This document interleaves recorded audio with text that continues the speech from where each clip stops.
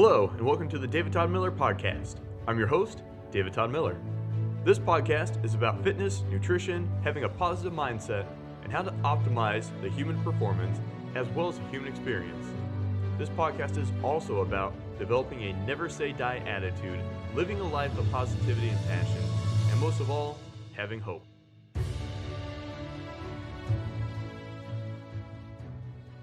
Hey everyone, hope you're having an amazing day. Thanks for hanging out with us today. Today is part 3 with Viveca Williams. At the end, we're going to have a little bit of information on how you can reach out to Viveca with any questions, if you want to train with her or anything along the lines. And if there's any questions that you have that you'd like, if we have a follow-up podcast, be sure to reach out to either one of us, and we'll do our best to get another one set up. But without further ado, Viveca Williams. It's funny because you see all different types of trainers, in this industry. You see those that are living the life, that have taken the steps to be more informed and to be truly educated. I personally wouldn't go to a doctor that just got a certification and didn't go to a 4-year accredited college. Yeah. Do you understand what I'm saying? Yeah. I wouldn't go to a dentist, wouldn't go to an attorney. All of these professions are professions where you need a 4-year degree. So why wouldn't personal training Be one of them. be one of them? Because we do so much with the human body, and you have to be so knowledgeable about movement. Why should you be able to sit for a certification and get that and be able to hang up a shingle just because you took a test when you didn't? Because I believe that there are things that we learned in school that you don't learn with just a certification. Yeah. And in saying that, I say that to say this. I feel like you come across so many different types of trainers in this industry. You come across those that have the knowledge but don't look the part. You come across those that don't have the knowledge but they look the part. And then you come across those that have the knowledge and they look the part. And to me, if I were not in this industry, I would want to work with somebody that has the knowledge but also looks the part, that I know that they're practicing what they preach. Because to me, if you believe in something, you're going to do it yourself. Why have that knowledge but you're that trainer that's out of shape? Yeah. And Yeah, lead by example. you exactly. So if you're sitting back and you're resting on your laurels, and you're not taking care of yourself, but you can tell me this and this and this about the body and why I should be doing this and what I need to be doing that, I'm gonna be looking at you like, oh, that's great, but why are you not doing it? That's how I am too. That's fabulous. But I mean, if this is such a great idea, What's going on with you? Wouldn't you want to capitalize on this too? Yeah. It's there's a disconnect. Yeah. So, I feel like this industry, I think that there are so many things that I love about it, but there are also so many things that just drive me insane about it, Yeah. And that's one of them, because I do think that, this is an industry where it should be taken seriously. And I think that, we have those of us that are truly educated in this field. We have a voice. We should have a union. Do you understand what I'm saying? Yes. Like that, to me, those are the things that we need to do. We need to be petitioning people like NSCA, CSCS, NASM. We should be petitioning these companies and saying, listen, don't settle for people that did not get degrees. This is the thing that gives us accreditation, is the degree with the certification. It's just like a lawyer or a doctor. We should be going to these people that sit on these boards and saying, you guys got to stop letting people in, because what it does is it lessens our value. Yes. When you tell somebody, I'm charging this to train you privately, and they're looking at you like, well, but such and such is only charging such and such. Yeah. They And don't. then they don't understand that such and such doesn't have the education and knowledge that we have. They don't have that awareness, that we have. You're paying this because we know what we're doing. We know what we're talking about, you know. But they don't want to hear that. They're going to go with it. I just feel like it waters down our value. And, I don't necessarily feel that social media helps with, the insta famous, like, okay, so you can do this exercise and you can do that exercise and it looks great and it's dynamic, but what's the purpose of it? And what should your true alignment be? And even though it looks tough, is that really an exercise that's necessary for your average layman that just wants to be healthy? Does it actually You do know? good, or does it just look Right, good? right.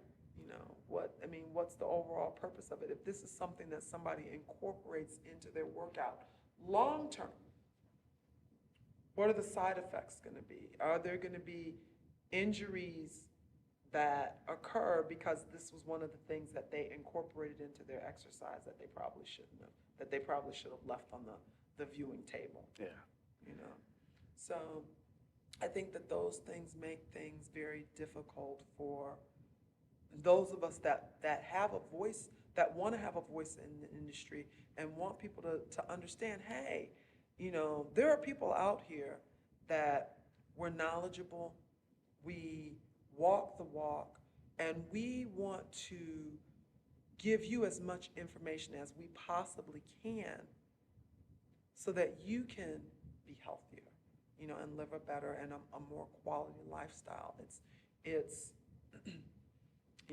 it's, I just feel like it's important that trainers, the trainers overall that have the degrees and the certifications, that we come together, that we form a union, that we petition the organizations that have these certifications, asking them to stop allowing people to sit for certifications that didn't go to college to get their degrees.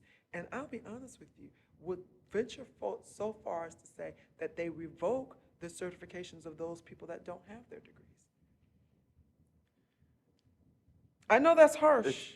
It is. It's a little harsh. But it's like, dang. But I agree. I agree, though. But do you understand where I'm coming Yes. from? Yeah. Like, realistically, in what world would you go to a doctor that wants to perform surgery on you that only got a certification? In what world would you go to a doctor that simply wants to do a physical on you that only got a certification? Yeah. I don't want to. In what world would you, if you were in trouble with the law or you needed legal advice, if you want to set up a company and you need somebody that goes over contract law, in what world would you hire an attorney that just got a certification? That's set for what? That study for what? 3 months, if that? And they sat for a test that took what, 2 hours? I wouldn't. Same here. So to me, why is the personal training industry not taken as seriously as that of the medical field or of the legal field? Why isn't it? I don't know. It should be. It should. Yeah, because it's the first, in my opinion, it's the first line of defense before you have to go to the medical. Absolutely. Like I said earlier, it's the prevention side. Absolutely. And prevention is always superior to rehabilitation. Right. So it should hold just as much weight, or at least more than it does, for sure. Right. I mean, a medical doctor is definitely experienced in their field, but so are we. So are we. And they didn't get that experience just by sitting through a certification. Right. They were in residency. They went through the years. Right. And at any given time, they could have been kicked out of the program. Right. So it's, I definitely agree that it should be a more strict standard. And I'm not saying that there are no trainers out there that don't have a don't degree, have a degree, right? had the You know, certification, and because aren't. there are some trainers that they just necessarily didn't go to college, but what they do is they go to seminars and they're constantly learning and constantly reading and constantly doing all these things, and they're reading They're material that is um, educational material. They're not reading an article off of, give me a website. Men's Health. Right. They're not reading that and then saying, oh, this is something that I can, let my client know about. Or, they're actually looking at journals and Peer-reviewed research. some straight up research stuff. Those trainers, yeah, let them stay in the industry. But these trainers that are out here that they just got their certification and they're only getting the CEC so that they can keep their certification. Yeah. Those are people that come on. We need to clean up the personal training industry. We really do. That's real talk. I think there should be like the certification's good. I'm kind of what you said, there's a dichotomy. Like you can be a great trainer and not have a degree. You can be a Right. great trainer and have a degree. Mhm. But I think there needs to be another layer to the testing of instead of just for the certification. There needs to either be like a hands-on Right. or There needs to be a practical. yes, exactly.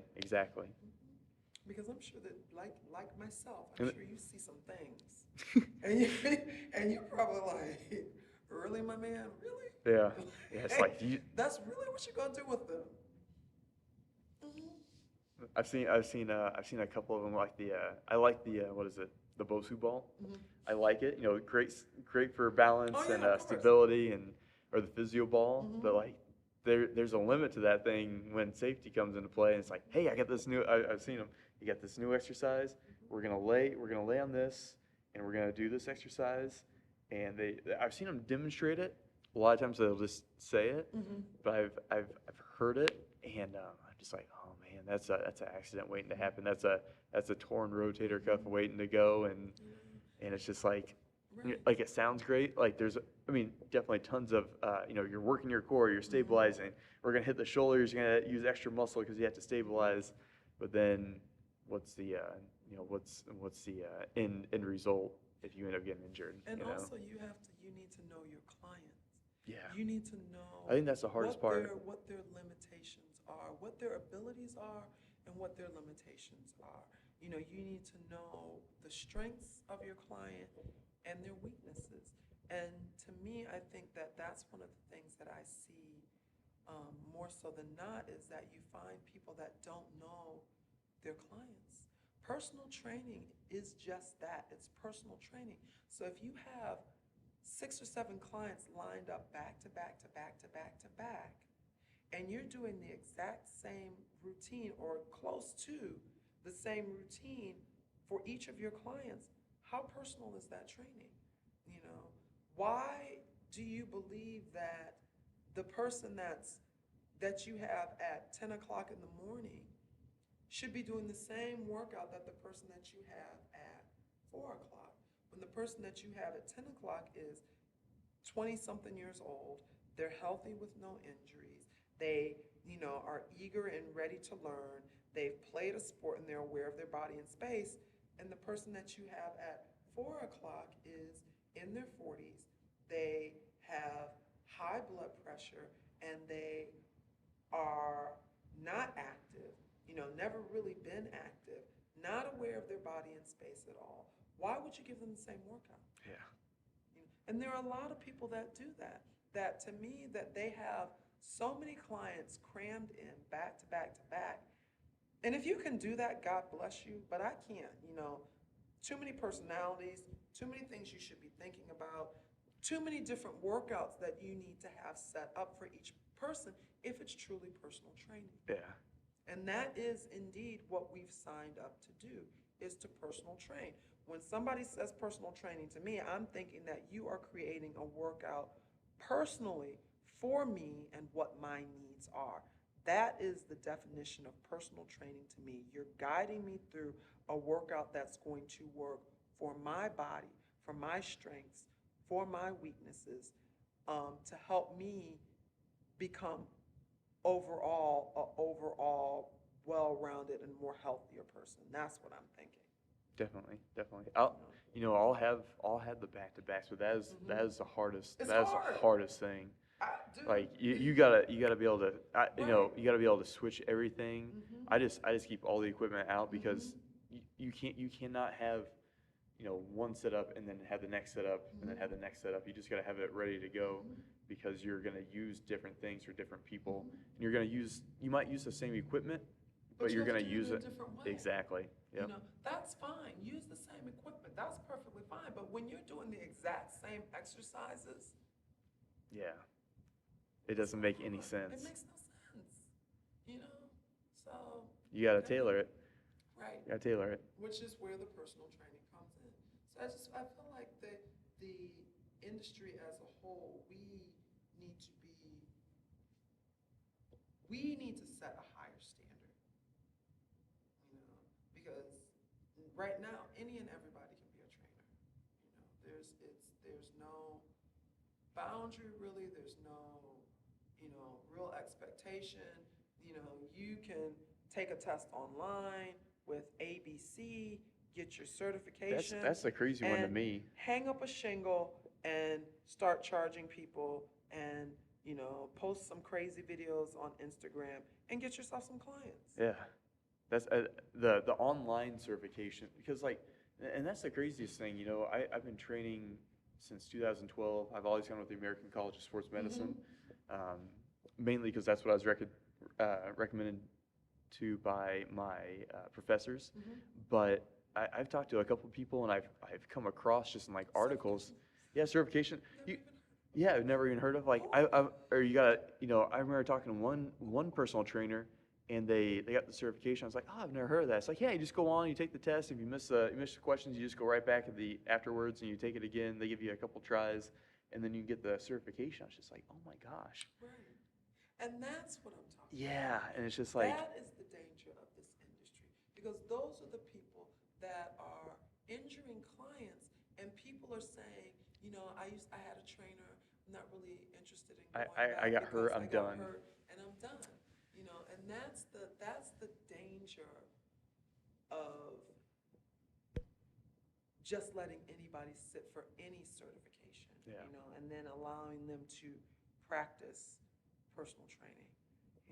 And so that's why I say I feel like trainers as a whole need to come together and Set a demand standard, that a high standard. Right, demand that this is what people should need in order to be able to work with people, and gyms should set a higher standard.